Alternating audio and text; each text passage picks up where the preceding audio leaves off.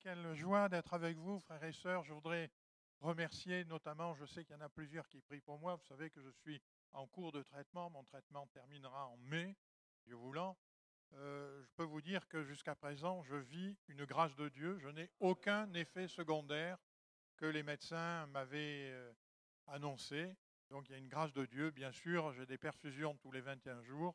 Après la perfusion, je suis très fatigué, je dors très mal, ce qui rajoute de la fatigue. Et puis, au bout d'une dizaine de jours, le corps reprend le dessus. Et là, on est après une dizaine de jours, donc ça va bien. Voilà. Voilà. Tout à l'heure, j'espère, je vous montrerai, peut-être on peut le faire tout de suite. On peut montrer la photo de l'église de Kiev. Parce que je suis bouleversé. Moi, il y a à peu près un an et demi, 2 ans, je prêchais dans une église à Kiev.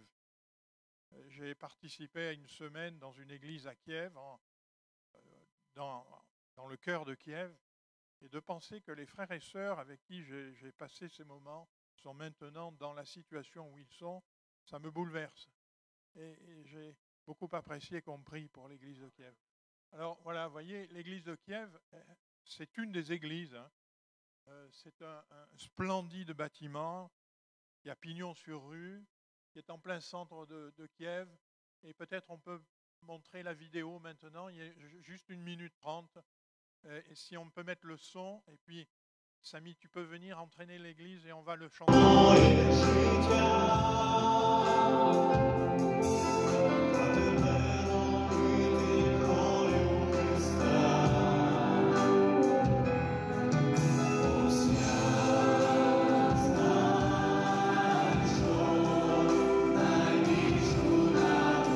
Alors vous avez les paroles qui sont affichées.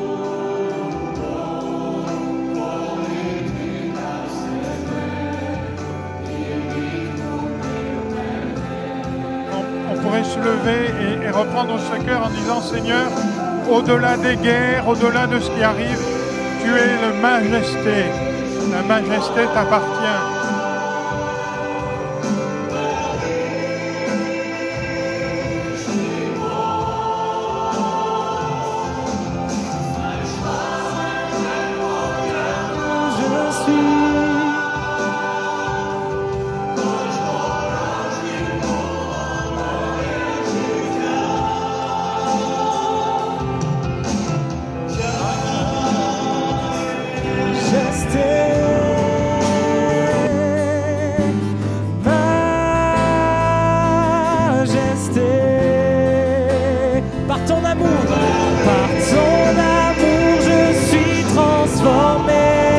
En présence de ta majesté, en présence de ta majesté. Majesté, encore une fois, majesté. Majesté. Nous chantons majesté. Majesté. Ta grâce m'a trouvé. Ta grâce m'a trouvé tel que je suis, sans valeur. Sans valeur, mais pour toi, perle de prix, nous chantons majesté, majesté. Nous chantons majesté, majesté. Par ton amour, je suis transformé. Par ton amour, je suis transformé. En présence de ta majesté. En présence de ta majesté. Amen. Alléluia. Amen. Mes frères et sœurs, reprenez place. Seigneur, nous confessons que tu as la majesté suprême et que c'est toi qui domines toutes choses et toutes choses sont dans tes mains. Nous te prions, Seigneur, garde les frères et les sœurs en Ukraine aujourd'hui et dans les jours qui viennent. Et dans les temps qui viennent, garde-les.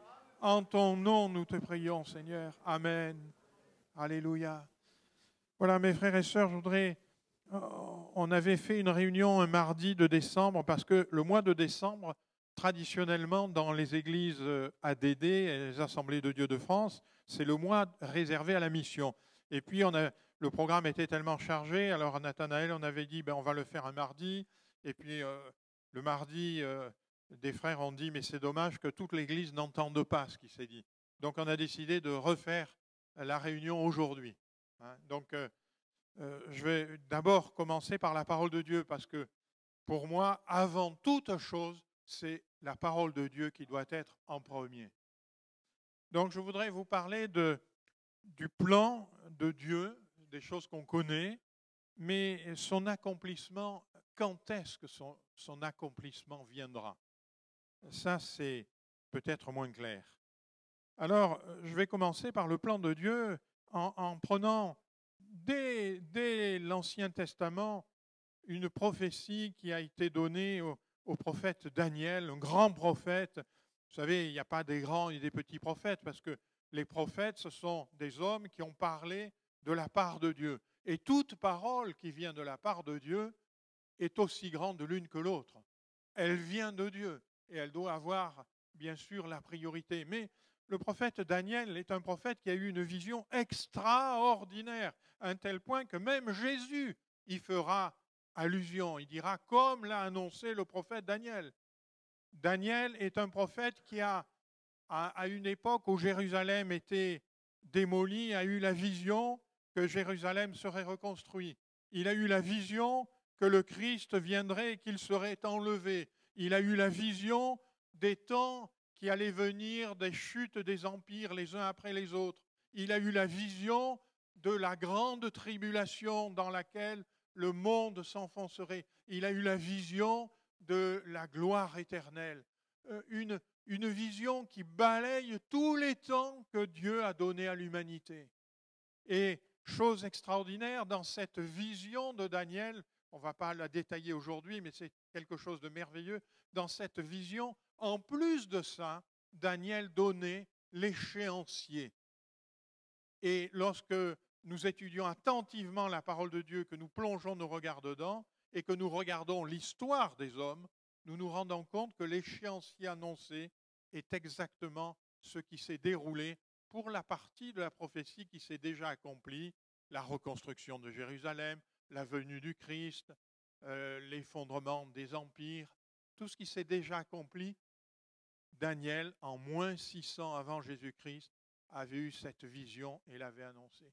Quel prophète extraordinaire! Et dans cette vision, Daniel dira ceci. Il a une grande révélation qui est annoncée à Daniel et que Daniel délivre. Il dit, une multitude qui dort au pays de la poussière se réveillera, les uns pour la vie éternelle et les autres pour le déshonneur, pour une horreur éternelle. C'est-à-dire, Daniel a déjà cette vision que l'humanité, mes frères et sœurs, amis, toi qui te trouves peut-être devant nous, soit à travers une vidéo, soit dans la salle en physique, eh bien, l'humanité sera scindée en deux. Une multitude sortira de la poussière. Il nous est parlé là de la résurrection. Daniel a déjà la vision de la résurrection. Mais les uns sortiront pour la vie éternelle. Alléluia. Tous ceux qui ont reconnu Jésus-Christ comme leur sauveur personnel, ils se réveilleront pour la vie éternelle. Amen. Et mes frères et sœurs, nous en sommes. Alléluia. Mais les autres, ils sortiront pour le déshonneur, pour une horreur éternelle. Voyez-vous, Daniel a déjà cette vision que l'humanité sera séparée en deux. Il y aura ceux qui ressusciteront pour la vie éternelle, dans la gloire éternelle, et ceux qui viendront pour un jugement terrible, pour une horreur éternelle. Ce que Jésus dira encore en disant, il y avait un pauvre nommé Lazare et puis un riche, et puis je vais aller très vite. Le récit nous dit que le riche pensait qu'à lui, et puis un jour il se trouve dans un lieu de tourment, et là il crie à Dieu, et il dit à Abraham, et il dit, Père Abraham, envoie Lazare pour qu'il me rafraîchisse, parce que je souffre cruellement dans cet endroit.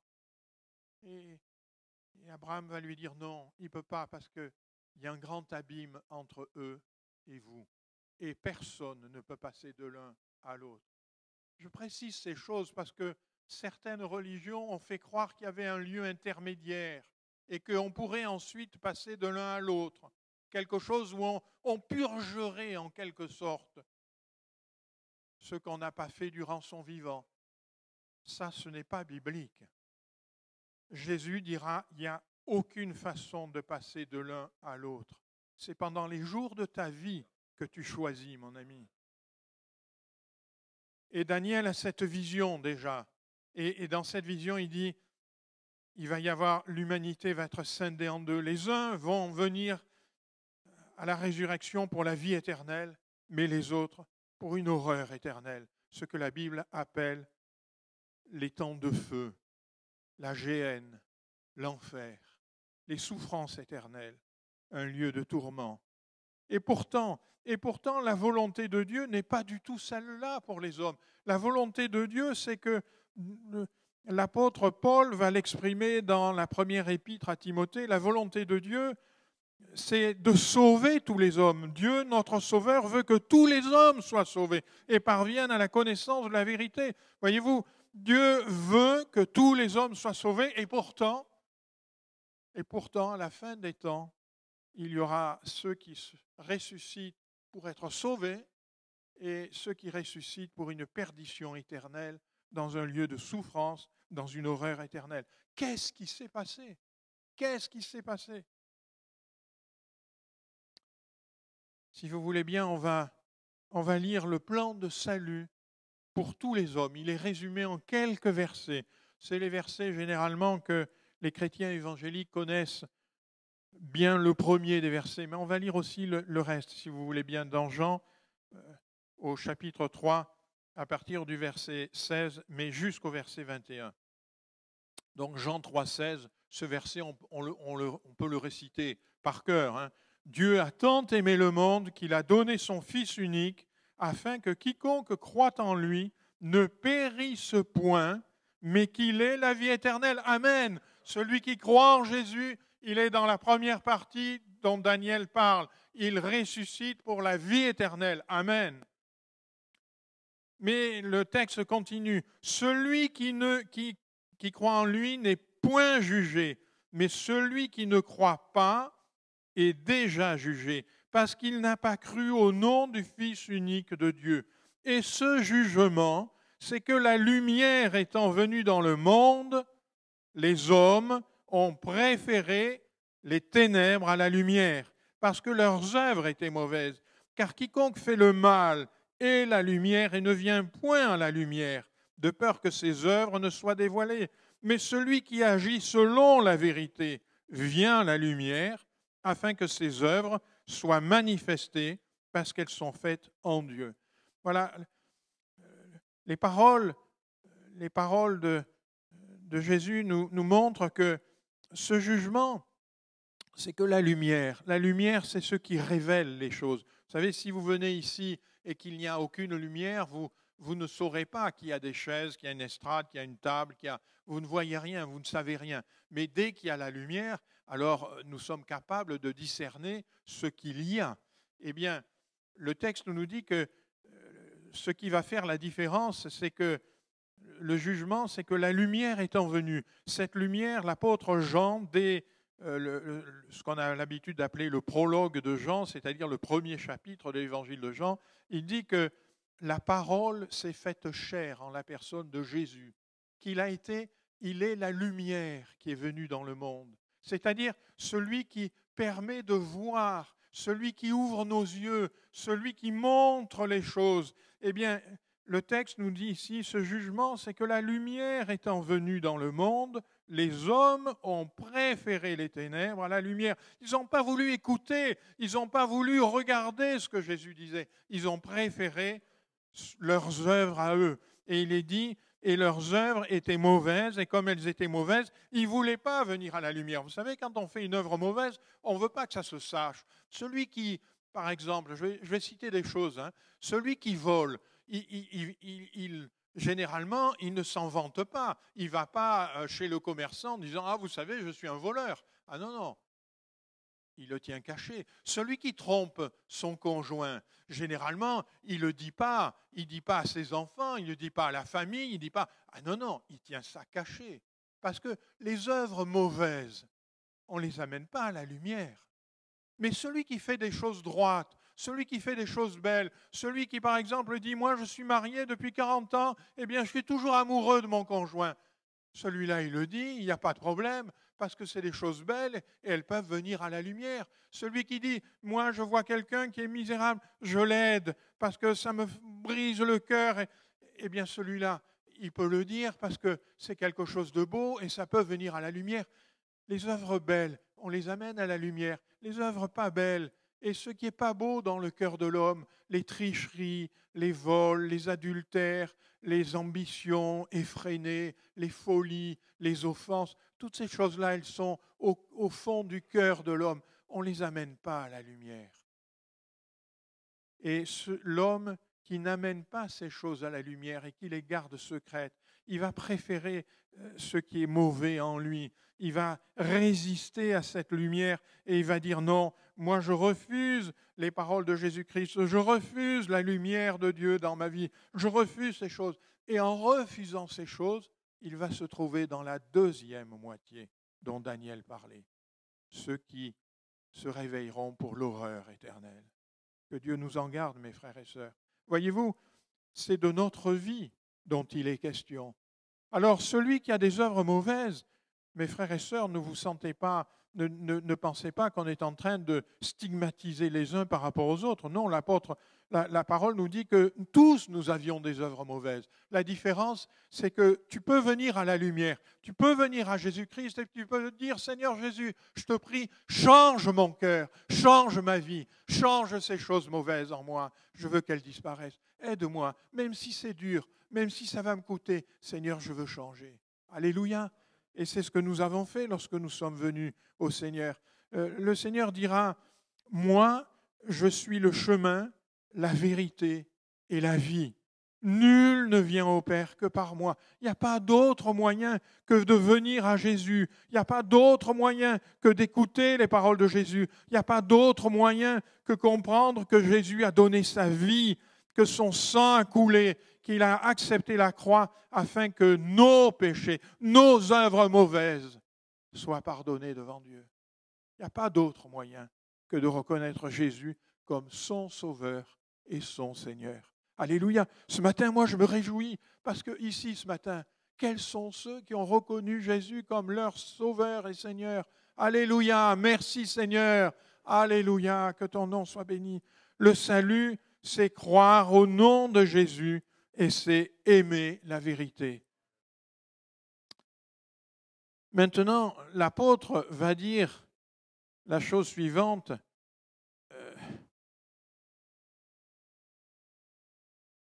Comment invoqueront-ils celui en qui ils n'ont pas cru, et comment croiront-ils en celui dont ils n'ont pas entendu, et comment en entendront-ils parler s'il n'y a personne qui prêche?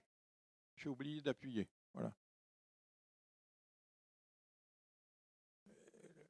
Le salut, c'est croire en Jésus et aimer la vérité, aimer la parole de Dieu, plonger. J'ai beaucoup apprécié ce matin une prière qui disait « On aime ta parole, Seigneur ». Et oui, on aime la parole, on aime la lumière.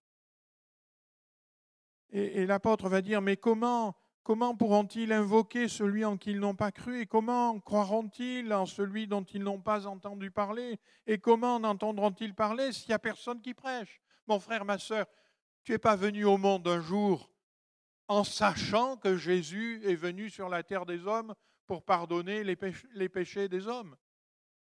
Tu es venu au monde, tu as grandi, et un jour, quelqu'un t'a parlé.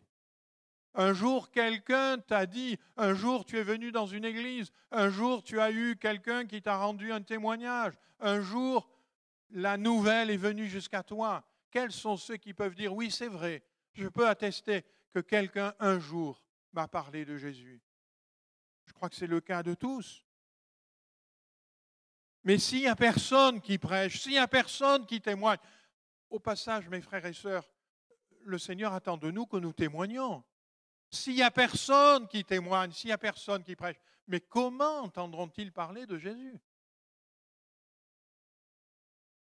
Voyez-vous, ce souci d'annoncer, c'était le souci de Jésus lui-même. dans Luc au chapitre 4, verset 43, il va dire « Il faut que j'annonce aux autres villes la bonne nouvelle du royaume de Dieu. C'est pour cela que j'ai été envoyé. » Je ne suis pas sûr qu'on aurait dit ça. Je ne suis pas sûr que si on avait dit à un chrétien « Pourquoi Jésus a été envoyé ?» Samy, qu'est-ce qu'on aurait répondu? Sois honnête. Pour nous sauver. On aurait dit pour nous sauver. On aurait dit pour accepter la croix, pour monter sur la croix, pour donner sa vie sur la croix. Et voyez-vous, Jésus dit « J'ai été envoyé pour annoncer la bonne nouvelle. » Parce qu'il y a une bonne nouvelle. Tu peux faire partie de la première moitié de ceux qui ressusciteront pour la vie éternelle dans la gloire de Dieu. Amen. Bien sûr, l'annonce de la bonne nouvelle comprenait aussi la perspective de la croix. Mais le Seigneur dit, je suis venu afin d'annoncer, et sa priorité, c'était l'annonce de la bonne nouvelle du royaume de Dieu. Maintenant, je vais aller très vite, mais voyez, lorsque le Seigneur va ensuite choisir les apôtres et les disciples, il va les choisir. Il nous est dit qu'il va prier toute une nuit avant de choisir les apôtres. Ce n'est pas un choix comme ça, fait à la va-vite, hein, c'est selon la volonté de Dieu. Et il va choisir des apôtres et il va leur donner une mission. Il va les choisir pour qu'ils soient à côté de lui, pour qu'ils voient, pour qu'ils soient marqués par les paroles de Jésus, pour qu'ils voient les miracles, pour qu'ils voient la puissance de Dieu, mais il va leur donner une mission. Et la mission, elle est très claire. Il nous est dit d'abord pour les 12, allez plutôt vers les brebis perdues de la maison d'Israël, allez prêcher et dites, le royaume des cieux est proche, guérissez les malades, ressuscitez les morts, purifiez les lépreux, chassez les démons. C'est-à-dire, en quelque sorte, vous démontrerez la puissance de Dieu. Parce que, vous savez, guérir les malades, ressusciter les morts, purifier les lépreux, chasser les démons, ce n'est pas les hommes qui peuvent faire tout ça. Hein. Il n'y a que Dieu qui peut faire tout ça. Donc, montrez la puissance de Dieu. Mais d'abord, avant même de montrer la puissance de Dieu, allez prêcher et dites, le royaume des cieux est proche. C'est-à-dire le moment où Dieu va effectivement établir son royaume sur ceux qui vont ressusciter pour la vie éternelle dans la gloire de Dieu, ce moment est proche. Donc la mission qu'il avait donnée aux apôtres, c'était d'aller et de prêcher. La mission qu'il va donner aux 70 disciples, il leur dit, la moisson est grande, il y a peu d'ouvriers. Priez donc le maître de la moisson d'envoyer des ouvriers dans sa moisson. Celui qui vous écoute, m'écoute. Celui qui vous rejette, me rejette. Et rejette celui qui m'a envoyé. C'est-à-dire, il va donner cette mission aux disciples et aux apôtres d'annoncer la bonne nouvelle comme si c'était lui-même qui annonçait la bonne nouvelle. Et il va dire, attention, quand on vous écoutera, ceux qui vous écouteront, ils entendront la lumière de Dieu. Ils recevront la lumière de Dieu. Il y aura donc deux possibilités pour eux. Soit ils viendront à cette lumière, soit leurs œuvres sont mauvaises et ils ne veulent pas en changer et ils resteront loin de cette lumière. Et c'est leur avenir éternel qui se joue là. Donc, lorsqu'on entendra votre parole, c'est comme si on entend la mienne. Vous comprenez combien il est important de prêcher. Vous comprenez combien il est important de témoigner. Vous comprenez combien il est fondamental parce que les hommes, les humains qui sont autour de nous, ils n'échapperont pas à la prophétie de Daniel. Les uns ressusciteront pour la vie éternelle, les autres pour une horreur éternelle. Seigneur, que tous puissent être sauvés. La mission que le Seigneur Jésus va ensuite laisser au-delà des apôtres, à l'Église tout entière, à l'Église de Aix, comme à toutes nos églises, comme à l'Église de Kiev, comme à l'Église de toutes les églises. C'est allez, faites de toutes les nations des disciples, baptisez-les au nom du Père, du Fils et du Saint-Esprit, enseignez-leur à observer tout ce que je vous ai prescrit. Et voici, je suis avec vous tous les jours jusqu'à la fin du monde. C'est-à-dire, si vous faites cela, vous inquiétez pas de comment vous direz, ce que vous direz. Moi, je serai là et moi, je ferai le nécessaire. Tout à l'heure, on parlait avec Samy, je lui disais à Samy, tu sais, des fois, nous, on prépare des programmes et puis le Saint-Esprit, il vient, il bouscule tout et il y a une parole qui touche le cœur des hommes et qui fait qu'ils se convertissent. Et ce n'est pas ce qu'on a préparé qui convertit le cœur des hommes, c'est ce que Dieu a préparé. Parce qu'il est avec nous. Mais par contre, le Seigneur nous dit, allez, faites de toutes les nations, prêchez, parce que la volonté de Dieu est toujours la même. Il veut que tous les hommes soient sauvés. Alors, pour que nous comprenions bien, vous savez, quand le Seigneur est ressuscité, il va dire à ses apôtres et ses disciples, vous recevrez une puissance, le Saint-Esprit survenant sur vous, et vous serez mes témoins à Jérusalem, dans toute la Judée, dans toute la Judée, dans la Samarie et jusqu'aux extrémités de la terre. Eh bien, je ne sais pas si vous voyez bien, il y a la ville qui est au centre, Jérusalem, il y a la région, toute la Judée.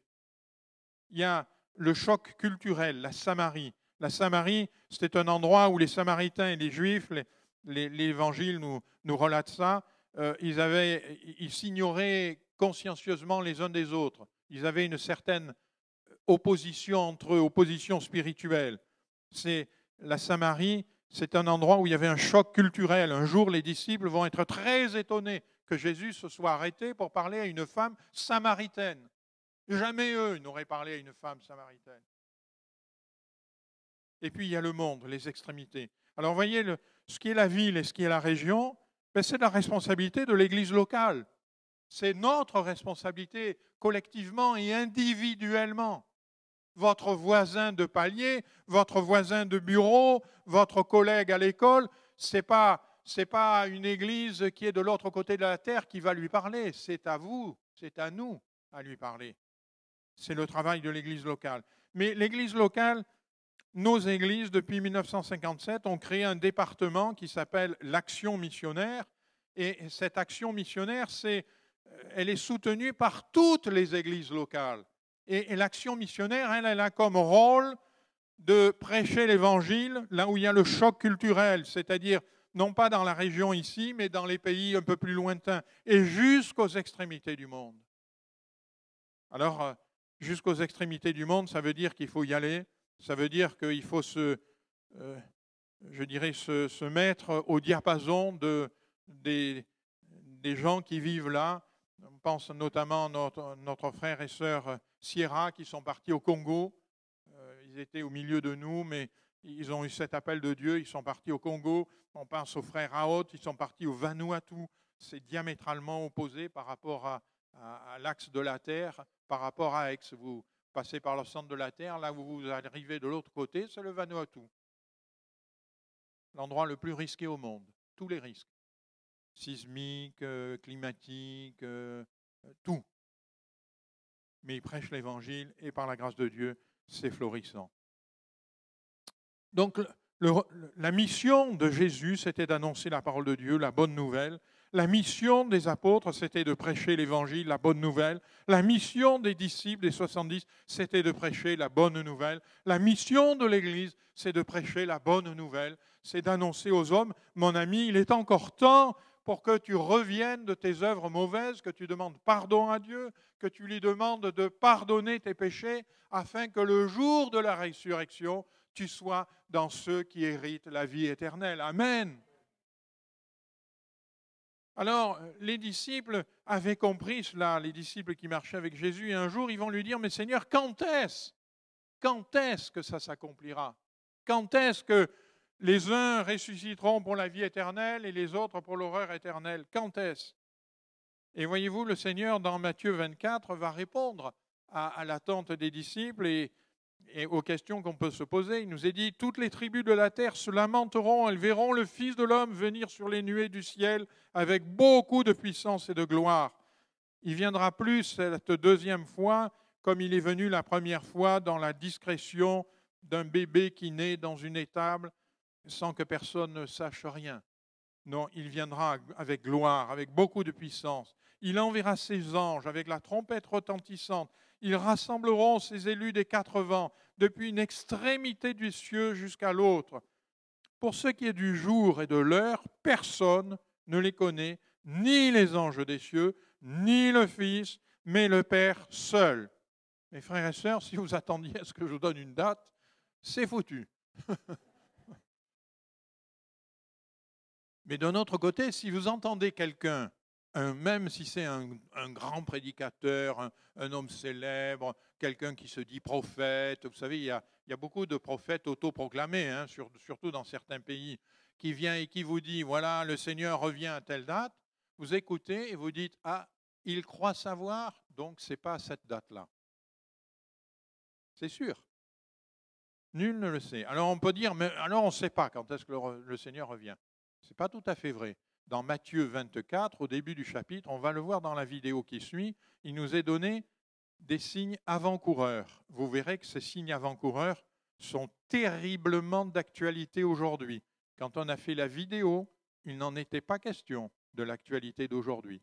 Elle a été faite avant le mois de décembre. C'est pour ça que j'ai laissé les dates de décembre, pour que vous compreniez bien que c'est la parole qui est là, ce n'est pas les événements. Alors, il y a des événements qui nous sont donnés comme des signes précurseurs, mais il y a surtout un événement,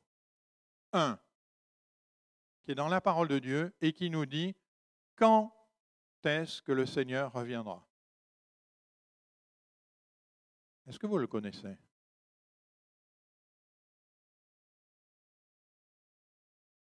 Le Seigneur ne masque pas ces choses à ses enfants. Il nous est dit, voilà, je reviendrai à ce moment-là. C'est donc important qu'on le connaisse. Vous voulez qu'on le lise ensemble? Un seul repère, la mission. Cette bonne nouvelle du royaume sera prêchée dans le monde entier pour servir de témoignage. Alors viendra la fin.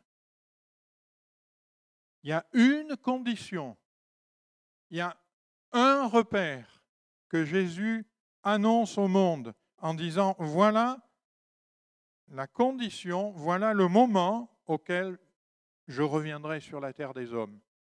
Cette bonne nouvelle du royaume sera prêchée dans le monde entier pour servir de témoignage à toutes les nations. Alors viendra la fin. Voyez, mes frères et sœurs, à quel point la mission est au cœur du projet de Dieu. La mission est au cœur de l'attente de Jésus. Le Seigneur Jésus attend que l'œuvre de la mission ait accompli son effet.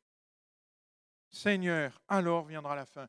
L'heure passe vite. Je vais vous demander maintenant de regarder une vidéo, une courte vidéo qui vous montre ce que nous faisons et qui vous sensibilise à la mission. Peut-être on pourrait, si on peut éteindre les deux spots là, non ?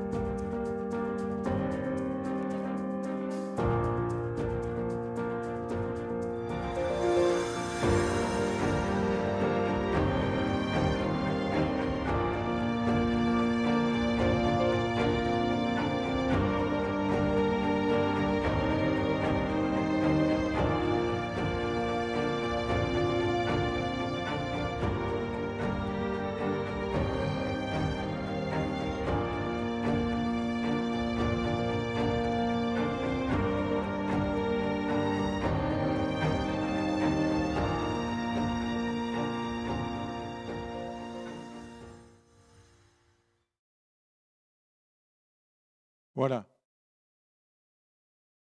Vous voyez que la vidéo commence en disant il y aura des guerres, des bruits de guerre, etc. Et hélas, l'actualité nous montre à quel point c'est vrai. Maintenant, je voudrais vous présenter juste quelques planches sur les projets de l'action missionnaire pour 2022 et 2023. Si on peut enchaîner sur la présentation des projets. Moi, j'ai une tablette là qui s'est, semble-t-il, coincée. Je ne sais plus comment on fait pour la décoincer, mais bon, je vais regarder l'écran avec vous. Voilà, vous voyez, on a fait les supports en décembre. Et donc, voilà. Et si l'histoire de la mission s'inscrivait avec vous? Bien sûr, chacun de vous, vous ne pouvez pas tout quitter, partir à l'autre bout de la terre. Non, ce n'est pas ce qui vous est demandé. Mais chacun de vous, vous pouvez prier pour la mission, prier le Père d'envoyer des ouvriers dans la moisson. C'est ce que le Seigneur demande. Vous pouvez soutenir l'action missionnaire par des dons financiers. Vous pouvez vous informer de la vie de la mission en allant sur le site, en regardant, parce que nous avons des besoins, si on peut avancer. Voilà, pas trop vite, pas trop vite, pas trop vite, ma sœur. Voilà, le deuxième. Si tu cliques en haut présenter, normalement, tu peux avoir un slide sur l'écran. Hein. Soutenir la mission, c'est une décision. Dans le monde entier, la pauvreté est grandissante, l'intégrisme religieux ne cesse de croître. Il y a, par exemple, en Indonésie, lorsque j'étais là-bas il y a 4-5 ans, les frères me disaient, les frères, priez pour nous, aidez-nous, parce qu'aujourd'hui, on peut encore prêcher. Et j'ai prêché à Jakarta, j'ai prêché en Papouasie, mais ils m'ont dit, dans 5 ans, dans 10 ans, peut-être que ça devient impossible. L'Indonésie, c'est le plus grand pays musulman du monde, 280 millions d'habitants. Donc, l'intégrisme religieux va croissant partout dans le monde. Et un dérèglement climatique, ce n'est pas la peine qu'on vous l'explique, vous l'entendez, vous le voyez à tous les bulletins d'infos. Et notre mission, vous voyez, il y a, si j'ose dire, il y a un chronomètre qui est engagé. Les temps sont courts. On voit que les signes avant-coureurs que le Seigneur donne en Matthieu 24, les guerres, les tremblements de terre, les maladies, etc. Mais dans l'humanité, il n'y a jamais eu 3 milliards d'individus confinés à cause d'une pandémie. Hein. Ouvrons les yeux, mes frères et sœurs. Le chronomètre est engagé. Et devant ce chronomètre qui est engagé, il y a toute une partie de l'humanité qui va tout droit dans le lieu de perdition, dans le lieu dont Daniel dit c'est un lieu d'horreur éternelle. Le chronomètre est engagé. Nous devons leur faire connaître le secours et l'espoir que seuls nous pouvons trouver en Jésus. Alors, soutenir la mission, eh bien, c'est soutenir nos missionnaires. Nos missionnaires, ils redoublent d'efforts. Il y a eu la pandémie, les circonstances difficiles avec l'interdiction d'ouvrir les églises, de sortir, etc. Nos missionnaires ont fait le choix de rester sur les terrains, d'être aux côtés des populations, de continuer le travail missionnaire. Et je les en remercie beaucoup. Et ils essayent de répondre aux besoins physiques, moraux, mais surtout spirituels, bien sûr. Voilà, nous avons des projets. Oui, si on peut avancer, voilà, celui-là. Les projets, je vais rapidement les citer. Si jamais on pouvait agrandir un peu, ça serait parfait. Premier projet, c'est au Sénégal, la Casamance. Le Sénégal est un pays particulier en Afrique qui est en gros divisé en deux par un fleuve qui coule au milieu, qui s'appelle le Gambie, et qui a donné naissance à un pays qui est en gros 40 km de part et d'autre du fleuve et qui traverse pratiquement tout le Sénégal. Ça s'appelle la Gambie. Alors, c'est très curieux l'histoire. Pourquoi il y a un pays comme ça? Parce que sur le fleuve, il y avait une canonnière, un bateau avec des canons, et les canons pouvaient tirer à 40 km. Et en gros, c'est ces 40 km qui ont dessiné ce petit pays qui est le long du fleuve.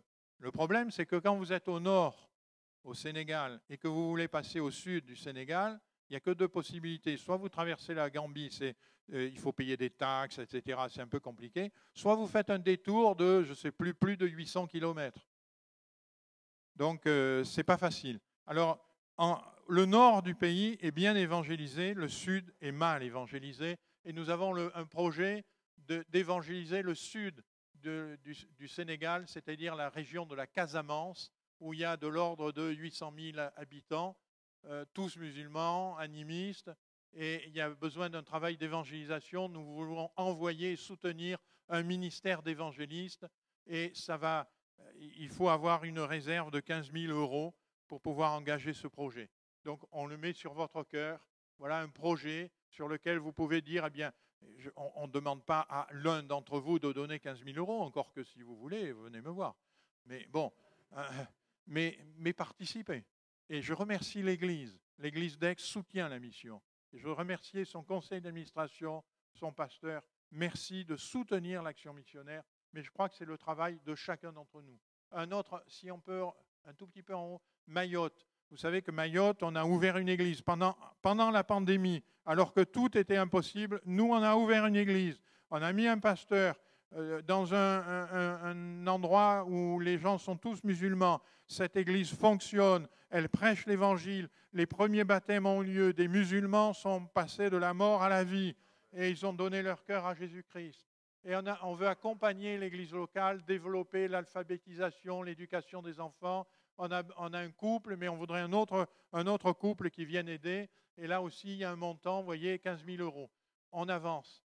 Le Tchad, l'Église nationale souhaite créer un institut biblique dans la capitale et nous demande de créer cet institut biblique. Donc, on a besoin de ministère d'enseignement, on a besoin de la construction d'un bâtiment. Et là, c'est 2 fois 20 000 €. Alors, c'est des gros chiffres. Mais moi, je sais que le Seigneur est riche. Et je sais que le Seigneur nous donnera les moyens. Au Niger, on a construit un institut biblique, mais maintenant, il s'agit de construire un institut biblique franco-gourmandché pour le peuple gourmandché qui est au Niger. Et avec une infrastructure de qualité, parce que pour l'instant, il n'y a qu'un toit en tôle. Ce n'est pas grand-chose. Donc, il faut financer la construction, il faut financer des bâtiments pour l'hébergement des étudiants, parce que les étudiants viennent de loin et il n'y a pas beaucoup de moyens de locomotion. Et là, il y a un montant de 30 000 €. On avance. Voilà, les enfants au Sénégal, dans le village de Kombolé, j'y suis allé, c'est un village quasiment à 100% musulman, à côté de Thiès. On a ouvert une école chrétienne pour les enfants. Moi, j'avoue que quand j'y suis allé, j'ai regardé d'abord le bâtiment. Quand on m'a dit c'est ce bâtiment-là qu'on a choisi, j'ai dit Seigneur, mets du collier sur mes yeux là pour que je le voie par les yeux de la foi, hein, parce que c'est pas évident. Hein. Aujourd'hui, mes frères et sœurs, cette école a ouvert pendant la pandémie. Cette école, elle fonctionne, elle est pleine. Et maintenant, les parents disent nous, on voudrait que nos enfants continuent dans cette école. Donc, il s'agit d'ouvrir une nouvelle classe. Et il y a besoin de financer la construction et l'infrastructure et des équipements pédagogiques. On a besoin de 15 000 €. Au Burkina Faso, ça fait maintenant 25 ans que notre sœur a installé une pouponnière qui prend en charge les enfants qui sont abandonnés et qui les amène jusqu'à un niveau scolaire, etc., qui les sauve littéralement. Et maintenant, il y a cette vision d'étendre cette pouponnière avec une crèche, notamment pour tout le personnel qui est un personnel chrétien, qui travaille à l'hôpital Chifra, qui est à côté. Et donc, l'hôpital Chifra, c'est un très grand hôpital maintenant. Il y a tout ce qui peut fonctionner. Il est reconnu par le gouvernement comme étant un hôpital du Burkina Faso. Il y a un travail formidable. Je ne reviens pas là-dessus. Vous savez que l'action missionnaire, on a été élevé au plus haut grade de dignité au Burkina Faso pour le travail accompli par le président de la République en personne. Donc, c'est vous dire que l'hôpital est reconnu. Eh bien, là, il s'agit de construire maintenant une crèche. Il y a un montant, vous voyez, 15 000 €. On a une présence missionnaire internationale. On peut remonter, voilà. Nos missions, c'est, vous les voyez ici, évangéliser, former, traduire, s'occuper de l'enfance, de l'aide sociale. Et notre engagement, vous pouvez le soutenir, soit par chèque, soit par virement, soit sur le site Internet, soit en scannant le QR code qui est là. On avance encore. Il y a un site en haut, vous voyez, actionmissionnaire.fr. Vous pouvez faire un don, mais vous pouvez surtout aller sur ce site et retrouver tous les projets dont je viens de vous parler, retrouver la présence des pays où nous sommes, retrouver la tête, si j'ose dire, le trombinoscope de nos missionnaires. Et vous verrez que certains sont floutés, c'est volontaire, ce n'est pas parce qu'on s'est trompé, hein, c'est volontaire parce qu'il y a des problèmes de sécurité. Et que pour la sécurité, il ne vaut mieux pas qu'on donne leur visage. Voilà, et puis on avance encore, et c'est fini. Merci Seigneur, parce que tu veux nous utiliser jusqu'au bout. Mes frères et sœurs, rappelez-vous, le chronomètre est en marche, le temps y court. Le Seigneur attend de son Église qu'elle témoigne et qu'elle prêche l'Évangile et qu'elle soutienne la prédication de l'Évangile jusqu'aux extrémités de la terre. Et quand la mission, l'œuvre missionnaire de l'Église, de nos églises, mais de toutes les églises, lorsque l'œuvre missionnaire aura accompli son travail, alors viendra la fin. C'est le seul critère que Jésus donne pour son retour. La mission, c'est le cœur de Dieu, c'est le cœur de l'Évangile. Dieu veut que tous les hommes soient sauvés. Mais voilà, il faut qu'ils entendent le message de la bonne nouvelle et il faut qu'ils se déterminent d'après leurs œuvres, d'après leur cœur, et qu'ils viennent à Jésus et qu'ils demandent pardon.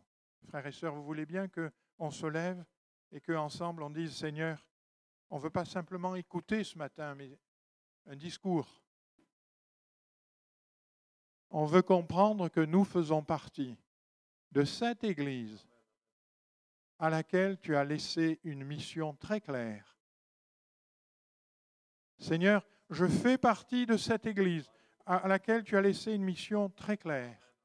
Mes frères et sœurs, le Seigneur ne nous demande pas l'impossible. Jusqu'à il y a 8 jours, j'étais le président de l'Action missionnaire. Il y a 8 jours, au dernier CA, j'ai passé cette charge à un autre frère qui s'appelle Joseph Désiré Mial, qui est pasteur à Angoulême, parce que mon état de santé, là, m'empêche de voyager.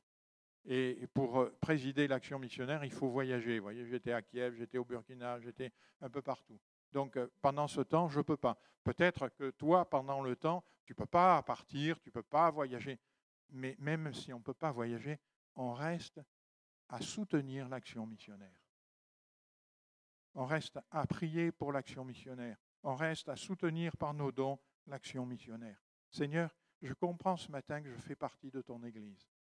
Et que faisant partie de ton Église, j'ai une responsabilité. Et j'ai une responsabilité dans le plan de Dieu. Ce plan que tu as témoigné, que tu as révélé, à Daniel dès les temps anciens. Ce plan de Dieu qui va s'accomplir. J'ai une responsabilité. Je fais partie de ton Église.